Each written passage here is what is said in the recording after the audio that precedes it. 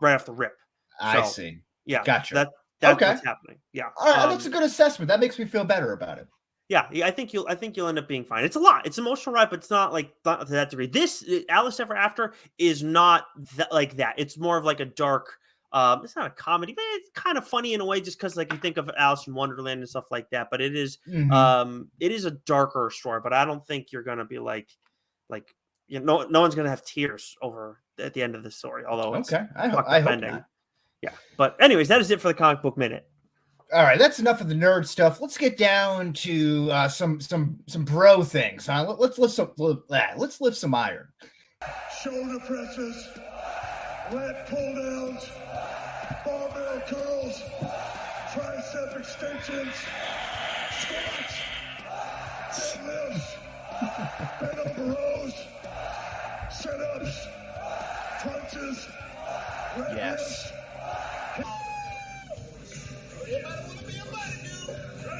This is my favorite. I do it though. All we want to do is pump you up. I love it. Ronnie Coleman in the middle there is just an incredible man. If you ever want to go down a fun YouTube hole, just YouTube search Ronnie Coleman workouts. He does crazy weight. He's the lightweight guy. I was trying to find that clip. Lightweight, baby. Lightweight. Was he? Was not Bowflex. There was like a not Zumba, but there was like a bow something that I think he did years ago. That's gonna annoy me. Maybe it's not him. Like one of those like at home workout video things. Billy Banks did Thai bow. That's he was maybe a what Thai I'm bow thinking. guy. Yeah. Okay, Billy. Okay. Billy Banks, something like that. Yeah.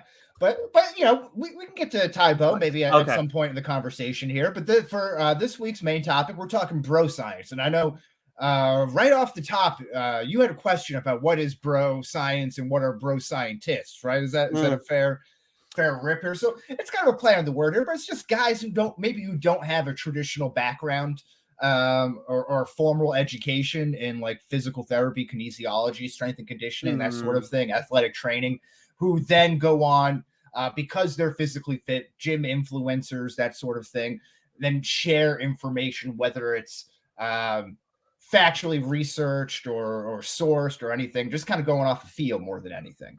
Gotcha. Okay. Does that feel like a good? Yeah. Okay. That's sense? good.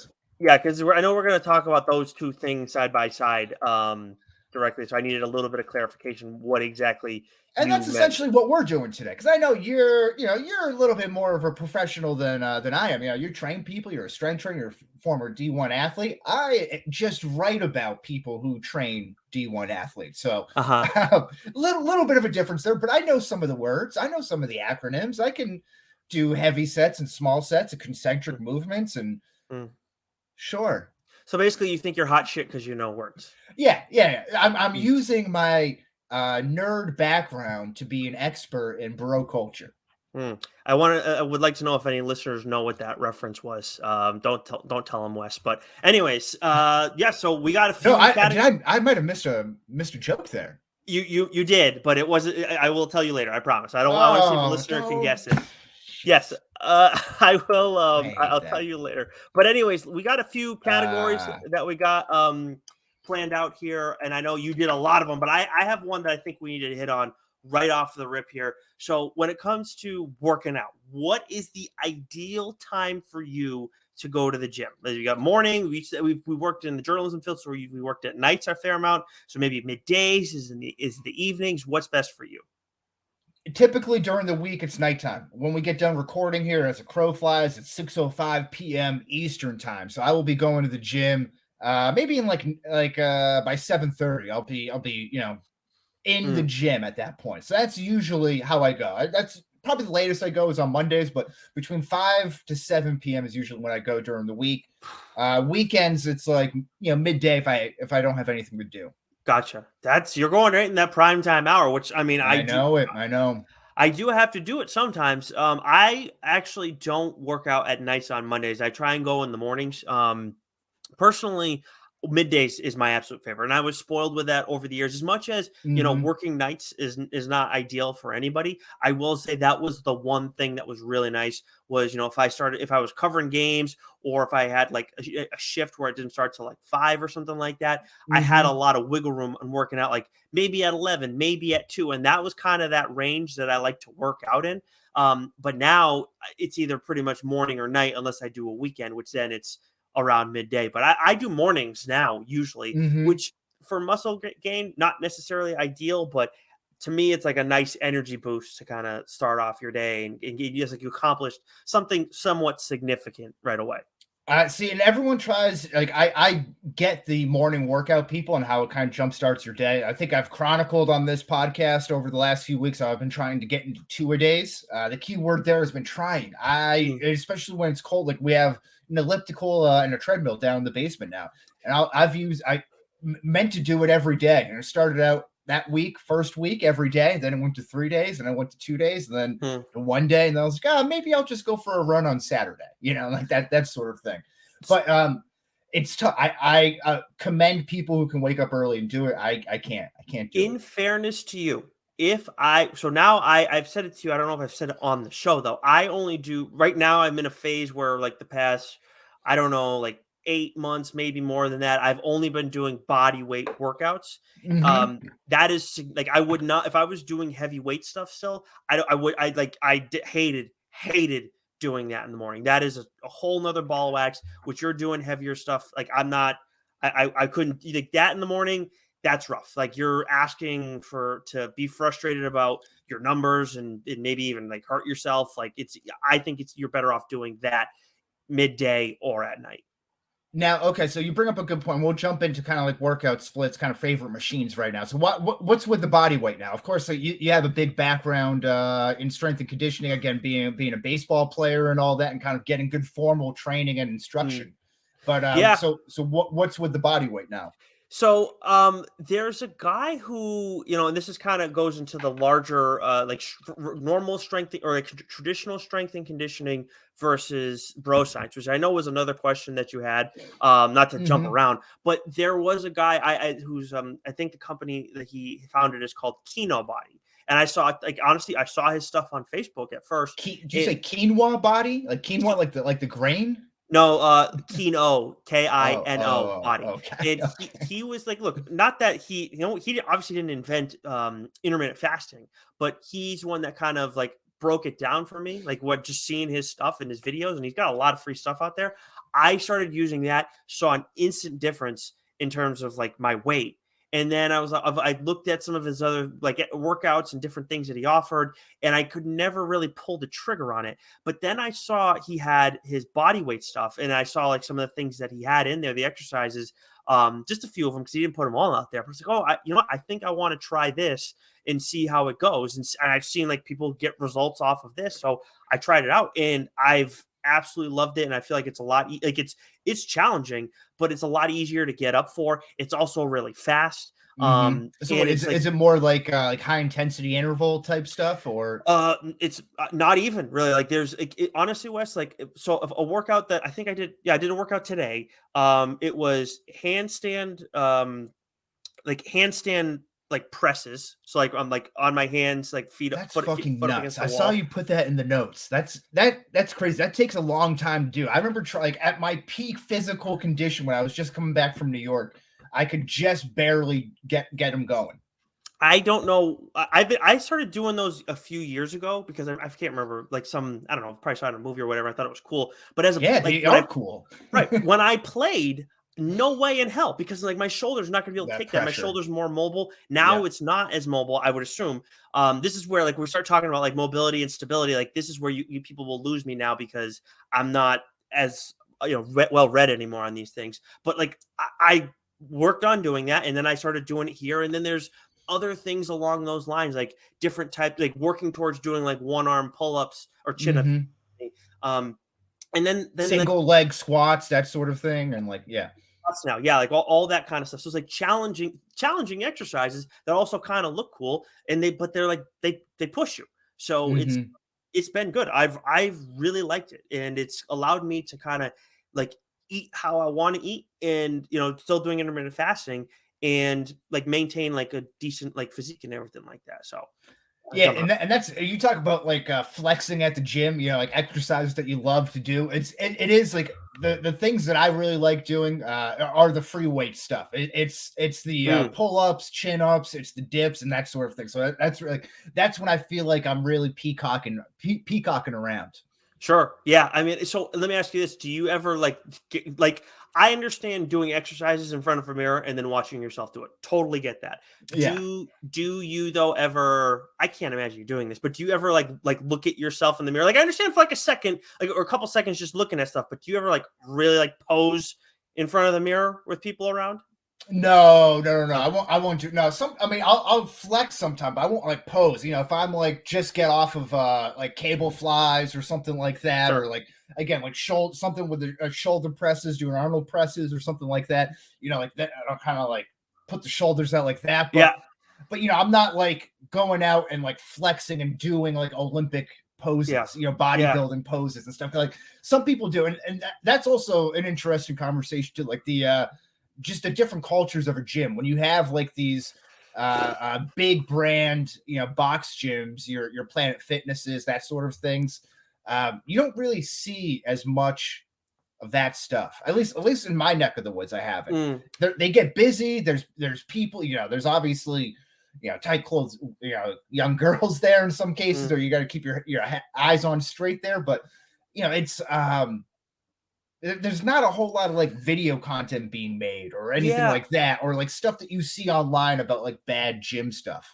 I can't say I've seen too much up here, but I will say in Fall River, I remember seeing one girl once who would like record herself doing stuff, but I don't know if like what that was for, if like she was actually like a gym person who wants to record these videos, and like it like seemed like she was doing like legitimate exercise, all that kind of stuff. So I don't know.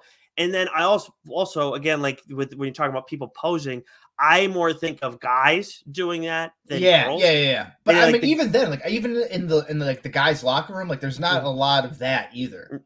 Right. Well, I'm used to like the guys wearing like, so for those who are listening to us, Wes right now has a muscle shirt on, but I'm used to seeing like guys who wear like just like a thin like tank top in the spaghetti gym, strap, and it's like all the way down like this, roided out. Yes, exactly like that. They basically are just covering their nipples, and that's it. And those are the guys who like are flexing in front of it. I'm like, Jesus, dude, like what? Like I understand you're jacked, but that just looks weird. I'm sorry. Yeah, it's tough. It's tough there. And the evolution of a gym attire too is crazy. I mean, obviously with the girls, it's all sprayed on. Everything's like super sprayed on, super tight. But it's like, the guys now too. Where you're like, me as a schlub, as a citizen scientist has pretty much the same access to attire as like your professional D1 athletes now, with all your like nylon 2-in-1 type stuff, leggings, and like all like the dry fit stuff, So like sometimes, sometimes I like going around to the leggings. I go running in that. So, I'll wear the leggings out on leg day and kind of really feel like my legs are huge. Yeah. All that compression, it feels like they're getting flexed on. I used to, I don't, because I'm too lame to go buy more sweatpants. I don't wear them other than at the gym anymore, but I used to have the baggiest friggin' sweatpants. And that's what I would always work out in. I absolutely love that. Now I wear shorts all the time, which is not ideal with, sometimes in the winter here, but no, the only thing I do wear consistently at the gym is I always wear a comic book shirt. I always wear one. I used to get compliments on them too. Usually there's somebody there's like, oh, like, Nightwing or Deadpool or whatever. So never for the deeper cuts. Actually, one time I wore a Moon Knight shirt, Wes, and someone asked me, was it Sailor Moon that they asked me if that's what it was? It might have been that or something I'd never heard of. I couldn't remember what it was, but I feel like it was Sailor Moon. It was like, no, but so do you talk to people? Because you have here like one of the worst things is leaving your headphones, which I agree. That's like an instant panic attack. That's why I keep an emergency pair in my car for those reasons. But do you talk to people like in the gym? Because I feel like that makes that barrier makes it so much more difficult. Again, everyone's got the headphones in, and for a while when you had to wear the mask around, that made it like nearly impossible. Dude, wearing them, like I understood why we had to do it, but like wearing a mask at the gym was the worst. At the gym, was the worst. Yeah, that was rough. But But leaving your headphones at home when you go to the gym is the worst. It's the absolute worst. I was spoiled in Fall River because I was like a mile away from my gym, so I could run home if I really wanted to. So it was really easy. But now I'm like, no, I'm still not that far. It's like a 12-minute drive, to and from. But still, like, there's like nothing more infuriating for me than that. So no, I don't talk to people unless it's to ask them if they're done with something or whatever, which actually we're kind of now in the gym's do's and don'ts. And I know just jump around. Yeah. There's no real order to this with the, so I'm curious, you have an issue with your first issue that you have. I want you go ahead and let people know.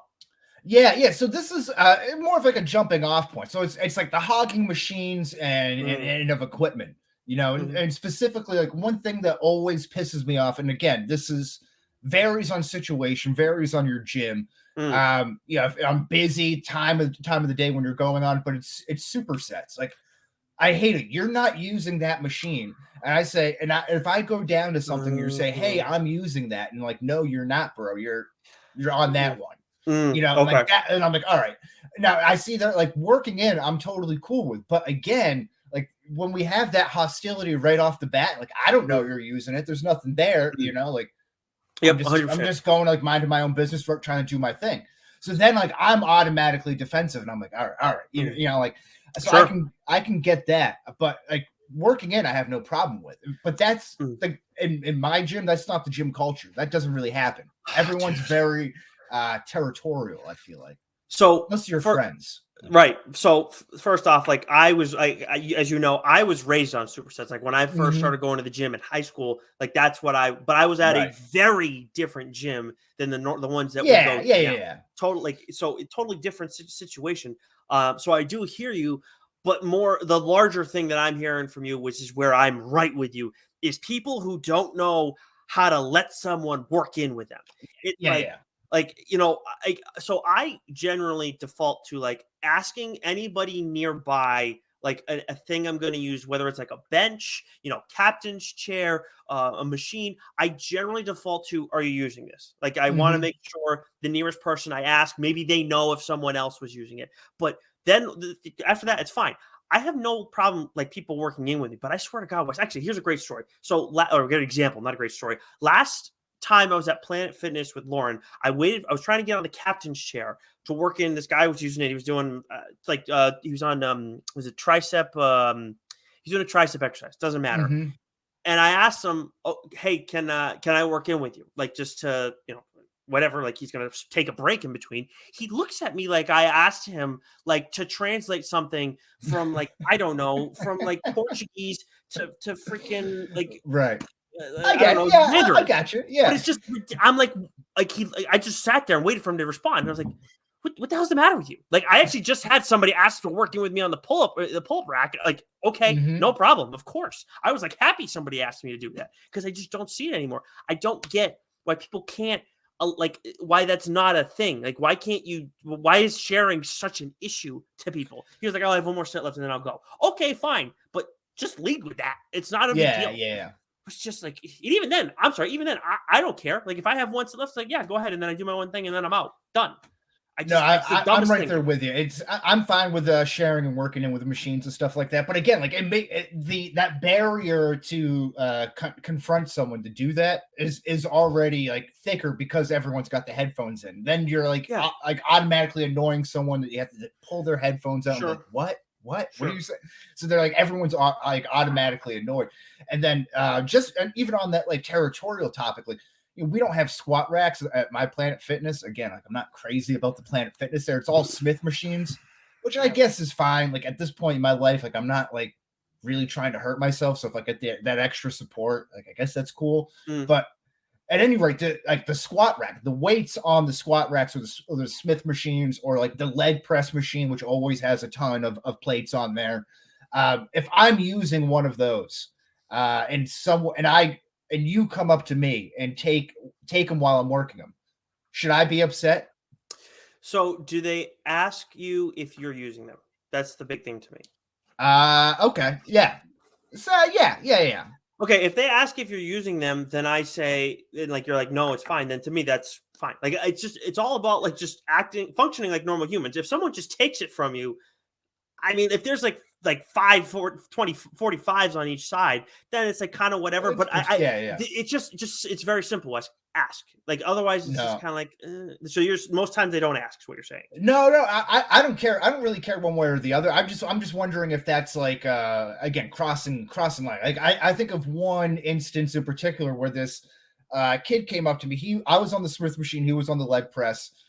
So he was looking to really like played out everything, get all the way to the end there. And for whatever reason, there were like no plates available. They were all like hidden somewhere. So he kept coming over and asking me. So he came over like once, twice, and then again, it's just like I said, that barrier eventually where I had to remove the headphone. And I'm like, and I'm like, well, just like, how many do you need, man? You know, like what are we talking? This then I'm get a little bit annoyed, but I just wonder, even if you don't say anything, is that offensive? Like if I go up and then I'm judging someone and be like, you're not using that, you're not going to be putting up that much weight, and then just go over and take it. Is that a jerk move? I think that's more of a jerk move. Like I've definitely seen people who like, I see them struggling to squat like with 25s on the side. And I'll still ask them, are you going to use the 45s? Like, or can I, you might have a couple of these just because like you just don't know. Like you don't want to ever be like, who knows? Like maybe they were strong and they got hurt or whatever. Right. What you're talking about though is a little different. Like he just keeps coming back over and over again. Yeah. Like, that instance, that one kind of got my crawl a little bit. My thing, I think the best way to handle that kind of thing for him, because yes, it sucks when you don't have any other plates. It's like, hey, I was thinking about taking a few plates from here. How many are you planning on using? Like, and then just take all of them and then just stack them in your area so that way you can put them on. So it's like not one trip, but it's like all in one visit, more or less. Mm-hmm. Like, it's not bothering you anymore. But again, like, so have you ever had it? I can't say that. I don't know if this has ever happened to me, but if like let's say you're squatting like 135 warm up set, and let's say you're planning on doing 225, but there's only two other 45s on the rack. Has anybody ever taken them from you like that? Because that's fucked up. No, I haven't. Now, and again, like not a lot of people. No, that just hasn't happened to me. I shouldn't say not a lot of people use the Smith machines, but no, I haven't occurred with that. That would piss me off if you're like anticipating to get to your third set on your progressive overload, and you're like, no, that's not happening. You got to be careful with like, now we're talking 45s. When you start getting to the smaller weights, that's where you got to be really careful, because like in terms of asking people, because now like, because once you get to, let's say like 225 is like your max and you're trying to get up, that extra 5 pounds on each side is a huge addition. If 225 is like your max, or like what you're going for. Yeah, you're not going to go up by, maybe if you're going up by 10 pounds a side, then you've been doing it wrong before. Like that's not your max. But if you're like 5 pounds, like aside, that's tough. If someone goes and takes your 5s and doesn't ask you, again, not okay. But speaking of heavyweight stuff, I'm really curious. I feel like we're going to be on different sides of this, but I'm curious, where do you stand on people like banging weights in the gym? I know you're at Planet Fitness. I don't know if you dealt with it before Planet Fitness though. Yeah, no, it doesn't really happen again, because I'm so like in my own world when I'm in the gym and have the headphones on that I'm not really paying attention to. So I'm not sure if it really like bothers me. But again, like, we got the lunk alarm in the Planet Fitness. Not that I've ever really seen it go off, or I'm not even sure if it really works. But yeah, I know that hasn't really happened. I don't really care about it either. That doesn't bother me. The grunting or the yelling, that can get excessive. Okay. And that's a little bit of hardo move, but I don't have a problem with dropping weights. So I agree with you on the yelling. Like yelling is a lot. There are certain types of gyms that you should go to if you're a yeller, or I will say like there's certain weight levels where it's like, okay, I understand you yelling. Like if you're lifting, well, personally, like if you're lifting more than I ever have, like I ain't saying shit if you're yelling, because you're gonna kill me. Grunting to me is fine. Like again. It varies. I know what you mean. I guess it's like what you're picturing in your mind at the moment, right? Or what's happening. But I guess it's fine. But I understand. Like there's it's like a gray area with all these things. But with yelling, there like you really got to be pushing it. But I'm surprised with the banging weights, because you never experienced before Planet Fitness. Like I don't know if you like what you did in New York for the gym and stuff like that. No, it was Planet Fitness in New York too. I just loved the $1 down in my broke boy days. I can't say I blame you there. I mean, in that regard, maybe in college gyms, like sometimes you get like the big like Long Island Guidos. Mm-hmm. So I don't know. I like again where I was raised, like going to the gym at first, like I was used to, and like where I worked too, like it was like a different like type of gym that you're at. So like banging weights, like that kind of stuff happened because people are trying to push their like weights to the limit. Now I get it at Planet Fitness. That is a big part of their advertising campaign. The lunk alarm, you can't drop weights, all that stuff. I can't like that's what they do. Like what you're getting there. But I don't remember that being a workout world thing because like I remember going there as a kid, like I think in college a little bit. And it's like when I would be home, it's like you got people who are doing massive weight, like they're gonna make noise and shit like that. But I had it happen to me in New Bedford once, and I had it happen to me in Fall River, where like in New Bedford I was doing weighted hip thrusts, and then and I can't remember the weight I was doing, but it was like that was one of my like good exercises back in the college. And then I remember at freaking wow, some guy came up to me and I swear to God, I was deadlift, it was trap bar deadlift, and I was doing like I think it was like 340, maybe it was 360. I think it was 340 though. And I'm like, he's like saying, "Hey, can you like be a little quieter with that?" And I said, I was like, "Oh, okay." And I'm like, but I didn't say anything because I don't know, I don't want to start problems. But I'm like, I'm sorry. Do you see how much this isn't the most weight I've ever done in my life? But you see how much fucking weight I'm trying to move right now? Like, you want me to be quiet with this? Yeah. Okay. When I blow out my spine, then I'll be quiet. All right, asshole. Oh my God. I'm surprised you had the balls to say that. Can you be a little bit quiet? This was in Fall River. That was in Fall River. Yeah. I mean, man. Like, we'll try. What? Oh my God. And the New Bedford one was annoying too. Cause again, I'd never seen that before. New Bedford was first to me. And even then I had like pads underneath it. I don't know. I don't get it. But again, it's like, if you're moving significant weight, it's like hard to be quiet for multiple reasons. So like, shut the fuck up and get over it. Like, if I'm banging, 135, all right. Like I get it. It's egregious, but otherwise, what are you talking about? Yeah, I think I had the last time I was doing hip thrust, I had an old guy come up to me and he's like, "Bet you're trying to make a lot of women happy with those." And I was like, again, I was like, "Wait, what?" And I was like, "Oh yeah, I'm trying, that's the idea." Yeah. But I'm like, that's like such an old boomer. He had like a thin blue line shirt on, little pudgy, had the beer gut, but like kind of like rounded shoulders, barrel chested, bald. Yep. Mm-hmm. Just goes to the gym so he can say he goes to the gym. Yeah. Or you can tell that he was probably, a solid defensive end in high school, like in some glory days on the varsity team, but just kind of got away from him. Maybe played rugby after high school. Gotcha. Yeah, I hear what you're saying. Now, another Planet Fitness-y kind of question that I have for you. So they have, I think it's the one that, because we have a few around us up here, but the one that we go to, because Lauren has so I can go as a guest with her sometimes. She actually just left for Planet Fitness. They have, I think it's Tootsie Rolls at the front desk. Okay, they have it at yours too. Yep. Where do you stand on that? Oh, I hate it. In fact, for a while now, it's counterproductive. And when we first got the membership, they must have done away with this. It had to be in COVID and just didn't bring it back. But I think the first of the month was like a pizza month, like every Friday or every first Monday of the month or something like that. And they would put out pizza at the end of the night for people who came at night. So you go to the gym, you get your slice of pizza, and then you leave. Yeah. Like I have no problem. Like seriously, I understand if like sometimes you got to be strict on diets and stuff like that and whatever. But generally speaking, like the average person, if you're actually working hard at the gym, I could give a rat's ass as long as you're not like in terrible, awful shape. If you go and eat pizza afterwards, but as a gym, you shouldn't. Yeah, I don't know. It's just weird. It's just a weird thing. Yeah. Why do you like? Oh, you want? It's honestly, you want to be the cool mom or the cool dad. That's what they're trying to do with this. Well, and I can get it too. Like maybe if it's like a smaller gym or like a CrossFit group, that's like you want to have like a pizza party or something like that. That's different. But like that's totally different. Yeah. This is like the Planet Fit. I'm like CrossFit people like are out of their minds. Like one, yeah. Two, like that's like a community thing. This is like. Right. These are people.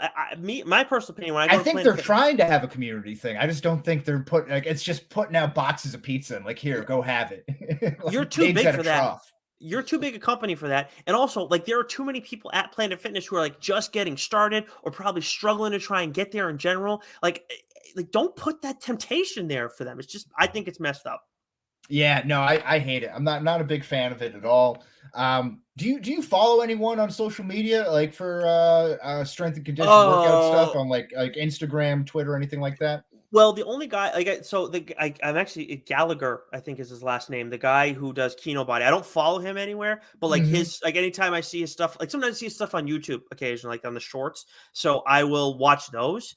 But there was a guy who used to do like he was like a comedy strength like account, like strength and conditioning account, and I can't remember his name. Mm. I'm gonna try and look it up real quick, but I'm curious. Like, do you follow people? Yeah, so there was a couple that I'm aware of. I don't necessarily follow them, but it's I've heard these guys from the Rogan podcast. It's Derek from More Plates, More Dates. So he's gotten, but it sounds like a really like stupid cheesy YouTube account.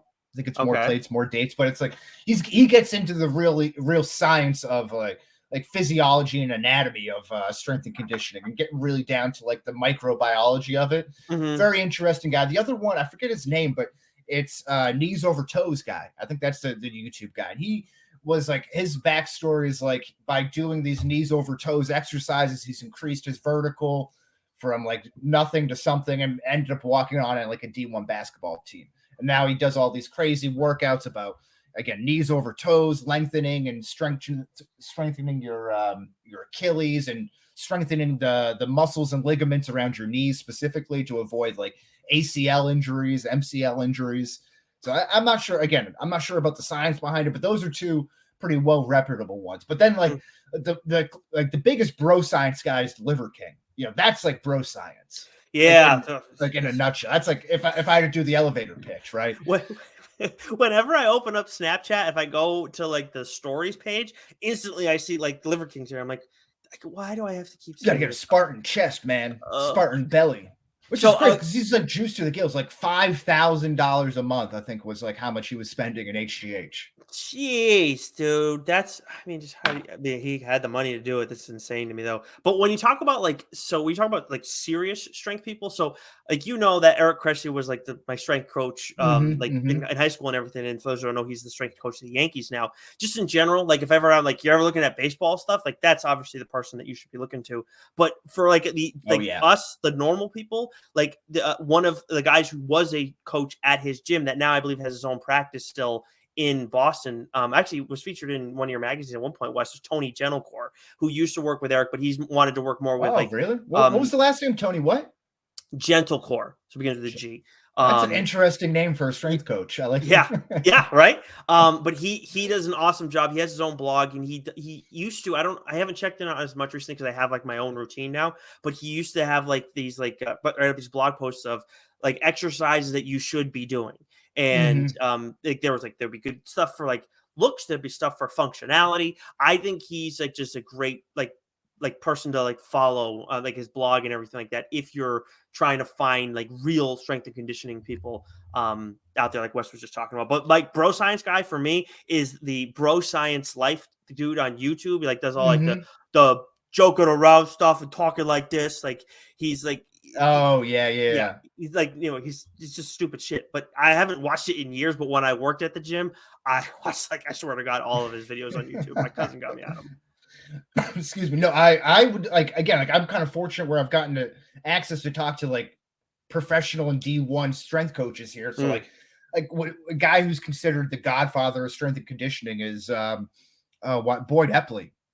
Created like the Nebraska Power workout system for the Tom Osborne like championship Huskers teams, and like people use his 10 power principles all the time about building like power and football athletes. And again, it's like crazy. He had to like revolutionized everything, like telling coaches to stop making them like run long distances if you want to like increase endurance. Like that's not an effective way to do that for football. Like all this crazy stuff. So like he's really interesting. We used to have this columnist, Ken Manny, who was the strength coach for Michigan State football for like years and years, 30 plus years, who just retired.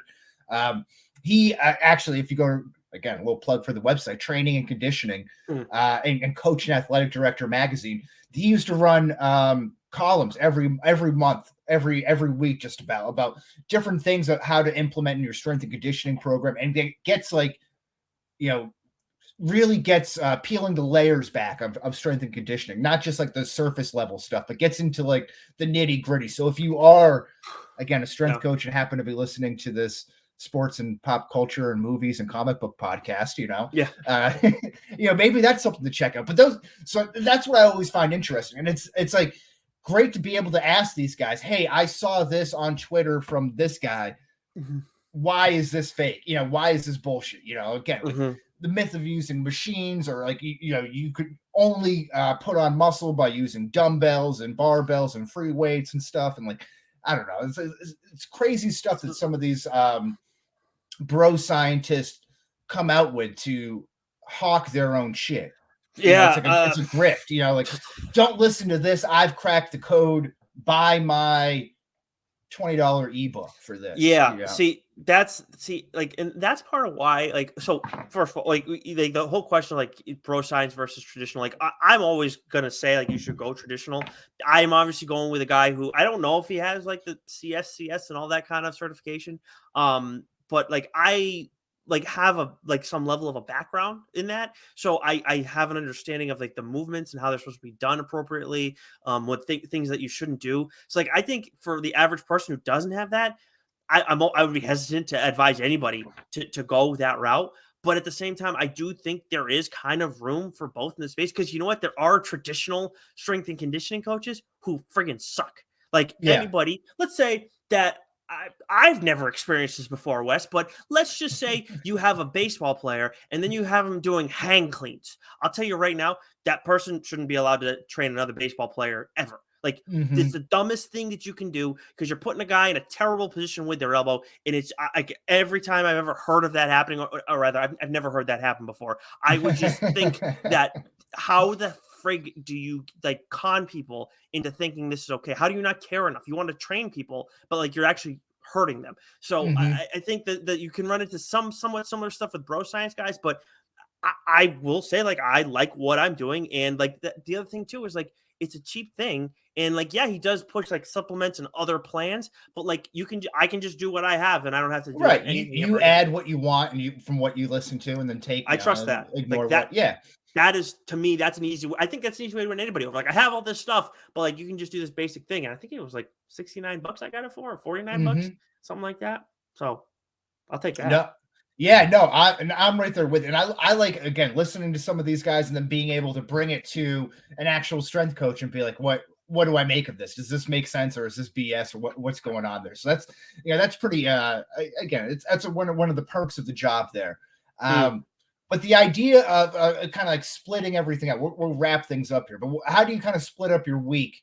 I like to do kind of push-pull legs, which kind of ends up being chest and tries, buys and back and legs.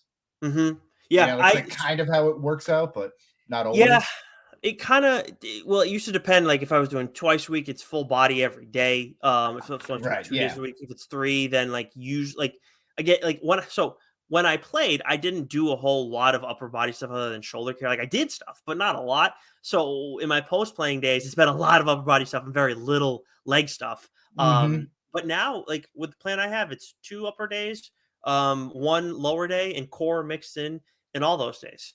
So it's been pretty.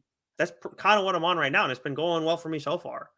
Favorite. So with this, we'll just do this here with the push pull leg split. So what's your favorite push exercise? Okay, dumbbell squeeze press, and I'm willing to bet most people haven't heard of this one. This is one from Tony Gentlecore. But you have to have a certain type of dumbbell, Wes, where you can put the ends and push them together. So like if you have like just a perfectly round end on each dumbbell, it's not going to work. Because you have if you have like a stop sign octagon type of thing. Yes. And it's like usually those thicker ones, especially. So make sure you're comfortable pushing them together, because if not, you're gonna like clip your fingers and it's gonna freaking hurt like a mother. But you do that as you're doing the press, and it engages your chest like nothing, like very few other exercises do. I don't do it anymore because of what I do now, but that's one of my absolute favorite like dumbbell like push exercises. And you can almost, I know, because I've done those before, and you can almost feel like your chest ripping apart from the sternum. And it's crazy. It sounds like it hurts, but it's actually like a really like deep, nice feeling. Nothing engages your chest better personally. Yeah, I like that a lot. I love for that same, again, that deep kind of stretch. I like the low cable chest flies and then be able bringing them up. That's like my favorite one. Again, maybe a little bit of a peacocking move there. Really like those on the pole. Pole days, wide grip cable rows. I've been trying to get a bigger back. I want to get my wings, my lats there a little bit bigger there. Nice. So that's kind of where I've been focusing on. And now I'm into rope pulls. Love the rope pulls there for almost anything, whether it's rear delt face pulls, upright rows, even bicep curls, lat pull downs, like anything with the rope. I'm a really big fan of grip strength. Ropes are nice. There's always like having those, like I used to use chains both like before college and during college, like, and they're like effective because like the exercise can get like harder or easier as you go up or down. But like just having like things like that makes it feel like you're like doing a Rocky workout or something like that. So I feel like rope kind of have that same thing. For me, when it comes to pulls, like this can go under legs, and it probably would be maybe my favorite leg exercise if it was there, but deadlift does fall in that pull family. But like I did, like first I was introduced to it with trap bars, and then by the end of it was like I haven't done them again recently, but overhand grips. To me, like they're like the best like exercise to just show off like a person's strength in general. Like it's just because you're engaging your upper back, you're engaging your core, and then like your hips have to be moving functionally, and then of course your quads. But yeah, so like that one for me, and that was the one of like the three main lifts, like three big like Olympic lifts or whatever, that I did like the best at. Oh, that's where all the power comes from anyway, right? That's what you want as a pitcher. Yeah, 100%. Well, the squats. The hamstring and the ass. Yeah. Yes. Yeah. 100%. Yes. Well, that also brings us to when we talk about legs. We mentioned barbell hip lift. That to me was my number one exercise. Like, no questions asked. Period. Okay. All right there. So you don't feel like that's too sexual in a public gym sometimes? Do you ever feel a little exposed doing that? I don't do it anymore. I did it. Okay. I did it in my playing days. I'll do it now, but not with a barbell. Like I'll do like just regular laying on the ground. Like I don't. But I think that's even more sexual. Maybe I'm doing one-legged, so maybe that kind of takes it out of it, I guess. Okay, or maybe I think it might increase it. Who knows? Well, fair point. So this is something new. I do this as a warm-up again. Like I do the body weight stuff to kind of warm up on days. So it's push-ups and dips on push days. It's pull-ups, chin-ups, and stuff on pull days. But on leg days, I like getting a foam roller, putting it up against the wall, and doing like deep rotation air squats. Like I guess that's what they're called. But you just have the foam roller up against and kind of using that to kind of stabilize your back, and then it really lights up your quads. And you change your feet positioning. Nice. You get all the way down to like almost in like a catcher's position. So you get like the full rotation down to it, and do about 30 a set to like your quads start to burn. 3 of those to kind of get going. Yeah, and that'll do it.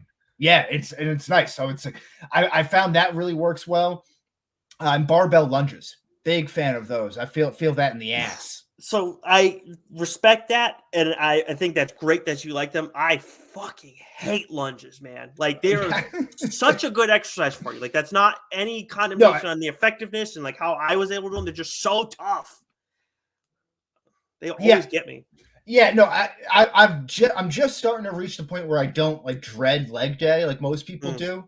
Where like I like doing squats, I like doing the deadlifts now, and I like that challenge. But the barbell lunges are still the toughest one for me, and that's like I usually do that after the other two, so I'm like kind of spent. Yeah, no, that's it. That's kind of when you're supposed to, because they're technically a simpler exercise and everything versus like a squat. But I will say too, speaking of squats, the single leg squat that I do now, which is like I always had trouble with depth with squats. I think just because of the way I would go down, I try and limit how far my knees would go forward, just to not put too much pressure on them and whatever. But like now that I've kind of gotten the single leg squat form down, that's been like a fun challenge to take on, and I do enjoy. Like they're tough, but I do enjoy like being able to do those. Nice. So. All right, last question here before we put a bid on this. No. Yeah. Put a lid on this, not a bid. We're not putting a bid on anything. Not betting on anything here. Would you ever in your life see yourself taking gear, HGH, TRT, any testosterone, anything like that?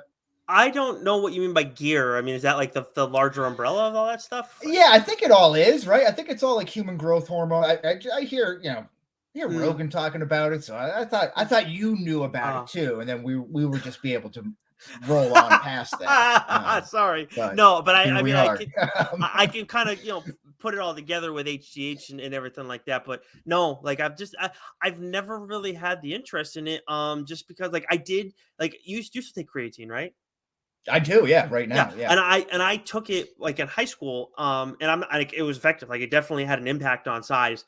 I was doing so much lower body stuff though back then, so like my jeans kind of got a little tight on me. That's what I want. I want tree trunk legs, and it's happened. My fitted jeans are getting stretchy. They're like stretchy jeans at this point. Starting to stretch a little bit. Creatine is effective in that way, and I will say for anybody who's like thinking about using, just make sure you drink a lot of water. Yes, because it does dehydrate you. But yeah, like it was so like that's the only thing I would go back to, but that's not in the same family. I just never really had the desire to go that far. I'd rather do it like whenever I thought about like, oh, I wish like I looked like that guy. It's more like trim in like sleek versus like a moose necessarily. Sure, yeah. No, I think. At this point in my life, not right now, but I think I could see myself like after having kids, like 50s, 60s, like I could see myself being open to that question. Because then, like, what do I have to lose? Like, why not? Like some of the testimonials is like, you get like reinvigorated. Like it's obvious that your testosterone levels are going to go down as you get older. Your